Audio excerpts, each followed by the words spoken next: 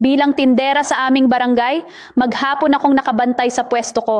Laging nakatutok sa resibo, sukli, at maliliit na presyo ng paninda.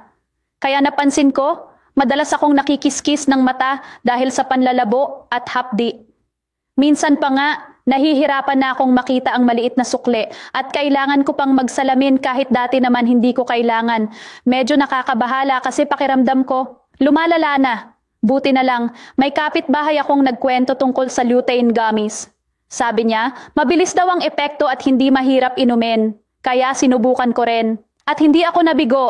Sa loob ng 1 linggo, ramdam ko na ang pagbabago. Hindi na ganun kabilis mapagod ang mata ko at mas malinaw ko nang nababasa ang mga label at presyo. Kahit maghapon sa pwesto, hindi na ako mabilis mangawit o sumakit ang ulo dahil sa mata. Napakagandang produkto talaga ang lutein gummies. Hindi lang niya pinagaan ang pakiramdam ko, tinulungan niya rin akong maging mas maayos sa negosyo ko araw-araw.